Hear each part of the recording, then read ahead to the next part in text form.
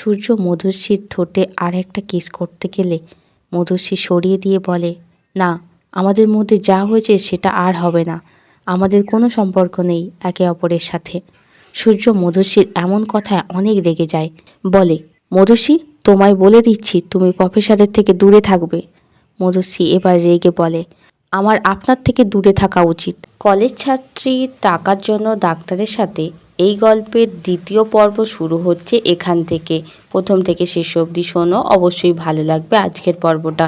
Doctor সূর্য বলল, ঠিক আছে, এইসব বাজে কাজ ছেড়ে পড়াশোনায় মন দাও, আর আমাদের ব্যাপারটা যেন চার দেওয়ালের মাঝে থাকে, মনে থাকবে তো? মধুশ্রী বলল, হ্যাঁ ডাক্তারবাবু, আর আমাদের দেখা হবে না কোনো দিন। সূর্য মনে মনে ভাবে, তুমি এটা ঠিক করতে পারো না আমাদের দেখা হবে কি না। কথাগুলো বলেই মধুশ্রী ফ্ল্যাট থেকে বার হয়ে যায়। ফ্ল্যাট থেকে বার হয়ে ওদের কলেজের প্রফেসরকে দেখতে পায় মধুশ্রী।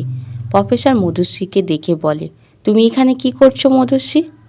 মধুশ্রী বলল, একটা দরকার ছিল স্যার। প্রফেসর বলল, ও ঠিক আছে, তুমি একটা কাজ খুঁজছো শুনলাম। আমার একটা ছোট রেস্টুরেন্ট আছে, তুমি সেখানে কাজ করবে? মধুশ্রী তো প্রফেসরের এমন কথা শুনে খুব খুশি হয়ে যায়। বলে, হ্যাঁ স্যার, আমার একটা সত্যিই কাজের দরকার ছিল, আমি খুব ভালো করে কাজ করব। পরের দিন মধুশ্রী প্রফেসরের রেস্টুরেন্টের ভিতরে গিয়ে একটা মেয়ে স্টাফকে জিজ্ঞাসা করে, প্রফেসর কোথায়?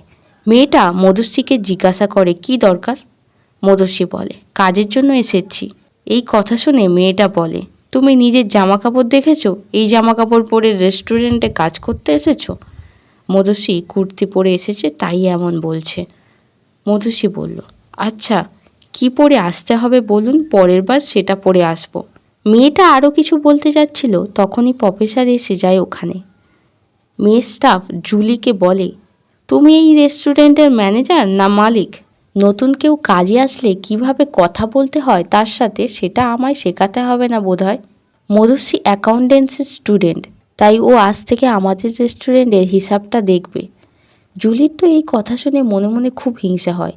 এসেই এত ভালো পোস্টে কাজ পেয়ে গেল। প্রফেসর মধুশ্রীকে নিয়ে যায় পাশের হসপিটালে। বলে, এই হসপিটালে অনেক ডাক্তারই আমাদের রেগুলার কাস্টমার, তুমি সবটা আজকে দেখে নাও, কাল থেকে কলেজের পর ডিউটিতে চলে আসবে। প্রফেসর আর মধুশ্রী হসপিটালের করিডোরের রাস্তায় হাঁটতে হাঁটতে কথা বলছিল। এমন সময় কয়েকজন নার্স ও ওয়ার্ড বয় মিলে একটা পেশেন্টকে বেডে শুইয়ে দৌড়ে আসছিল ওদের দিকে। প্রফেসর মধুশ্রীকে টেনে রাস্তা থেকে সরিয়ে নিয়ে নিজের কাছে টেনে নেয়। প্রফেসর মধুশ্রীকে আচমকা বাঁচাতে গিয়ে জড়িয়ে ধরবে সেটা মধুশ্রীও বুঝতে পারেনি। এই সময় ডাক্তার সূর্য ওদের কাছে এসে দাঁড়ায়।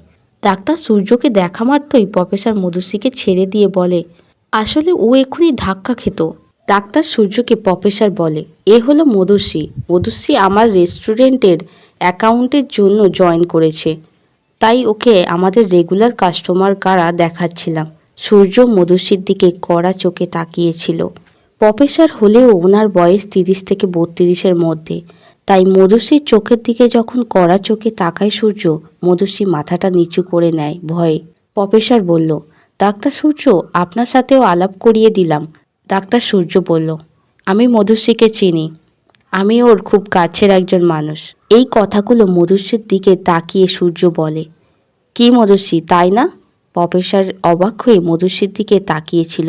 ডাক্তার সূর্য হাসতে হাসতে বলে, আরে আমি ওনার একটা ক্রিটিক্যাল অসুখ সারিয়েছি তাই। প্রফেসর হেসে বলে, ও আচ্ছা, এই ব্যাপার, আপনি আমার স্টুডেন্টের একটু খেয়াল রাখবেন তাহলে। ডাক্তার সূর্য বলে, আপনি এটা না বললেও আমি খেয়াল রাখতাম ওর। মধুশ্রীর দিকে তাকিয়ে সূর্য বলে, কি তাই তো মধুশ্রী? মধুশ্রী ডাক্তার সূর্যর এমন কথায় কোনো জবাব না দিয়ে বলে, আমার এখন শরীরটা খারাপ লাগছে, আমি এখন আসছি। মধুশ্রী হোস্টেলে যাওয়ার সময় মনে মনে ভাবছিল, ডাক্তার সূর্যর সাথে যা হয়েছে সবটা শুধু টাকার জন্য, তাছাড়া ওনার সাথে আমার আর কোনো সম্পর্ক নেই, আর আমি ওনার কথা ভাবতেও চাই না এত।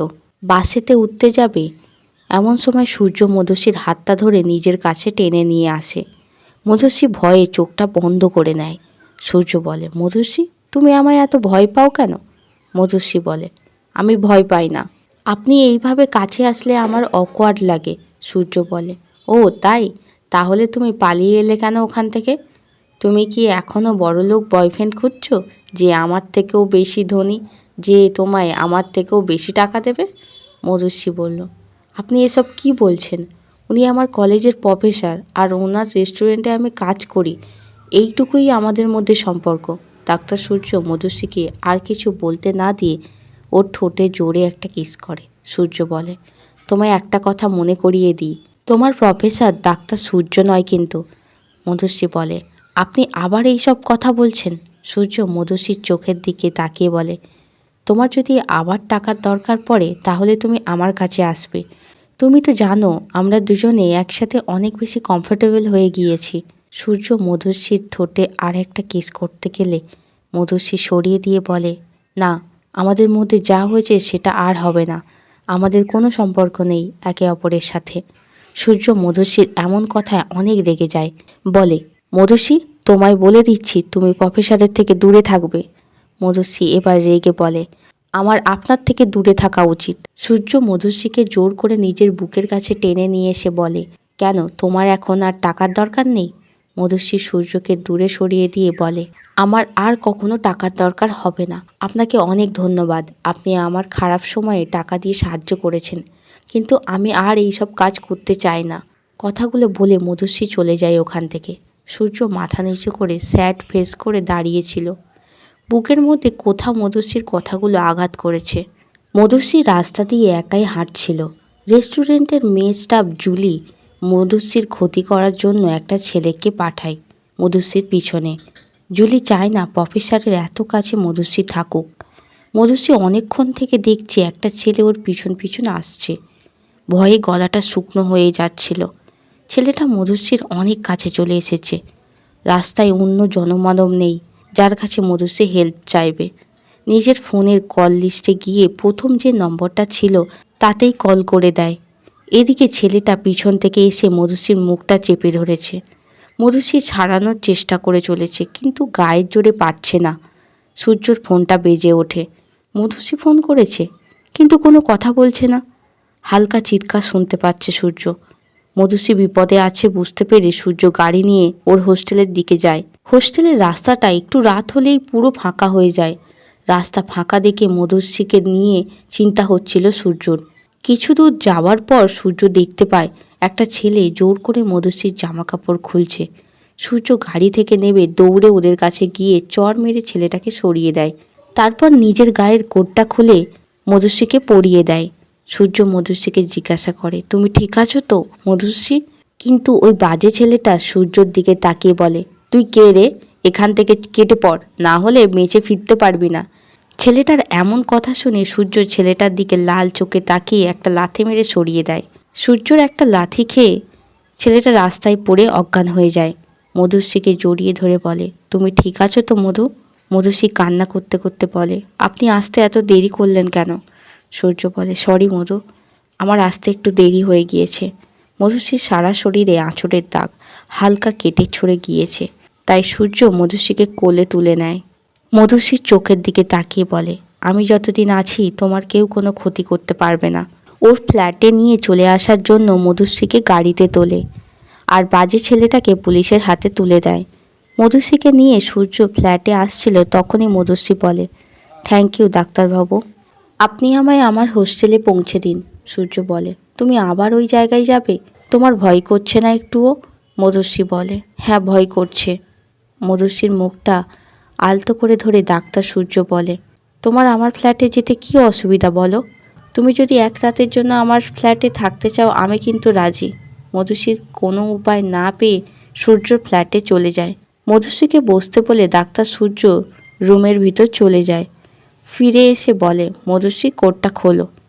মধুশ্রী ভয় পেয়ে বলে, কেন, আপনি আমার সাথে কি করতে চান? সূর্য বলে, তুমি এসব কি ভুলভাল ভাবতে থাকো, আমি তোমার কাটা জায়গাগুলোই ওষুধ লাগাবো বলে বলছি।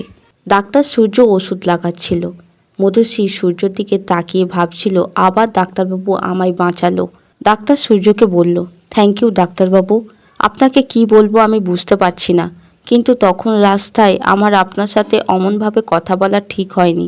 আমি ভাবিনি আপনাকে এতগুলো খারাপ কথা শোনানোর পরও আপনি আমাকে বাঁচাতে আসবেন। থ্যাংক ইউ সো মাচ ডাক্তারবাবু। সূর্য মধুশ্রীর পাশেই বসেছিল। মধুশ্রীর কোমরটা ধরে আরও একটু কাছে সরিয়ে নিয়ে এসে বলে, তুমি কি জানো সরি আর থ্যাংক ইউ একসাথে কিভাবে বলে? মধুশ্রী বলে, কি করে? সূর্য বলে, আদর করে। মধুশ্রী সূর্যর এমন কথায় উঠে দাঁড়িয়ে পড়লে সূর্য হাতটা ধরে টেনে নিয়ে এসে নিজের কোলে বসায় মধুশ্রীকে। বলে, তুমি কি চাও না? কিন্তু আমি তো চাই। সূর্য মধুশ্রীর মুখটা নিজের মুখের কাছে টেনে নিয়ে এসে কিস করে অনেক। মধুশ্রীর একটু একটু ভয় করছিল, তাই সূর্য মধুশ্রীকে চোখটা বন্ধ করতে বলে। সূর্য বলে, তুমি কি জানো কি করে ভয় কাটাতে হয়? আমার কাছে এসো, আমি দেখাচ্ছি। বলে মধুশ্রীকে অনেক কিস করে, সারা রাত অনেক আদর করে। সকালে সূর্য ঘুম থেকে উঠে দেখে মধুশ্রী কাছে নেই। কোথায় গেল মেয়েটা? আজকের গল্পের দ্বিতীয় পর্বটা যদি তোমাদের ভালো লেগে থাকে অবশ্যই লাইক, সাবস্ক্রাইব, কমেন্ট করো। এই গল্পের নেক্সট পার্ট তখনই আসবে যখন এই গল্পটা থেকে 2টো সাবস্ক্রাইবার আর এই গল্পের ভিউজ 500 হবে। গল্পবাড়ি অডিও ভয়েস চ্যানেল খুব তাড়াতাড়ি নিয়ে আসবে আরও একটা সুন্দর রোমান্টিক প্রেমের গল্প। আজকের মতো এইটুখানি, সবাই ভালো থেকো।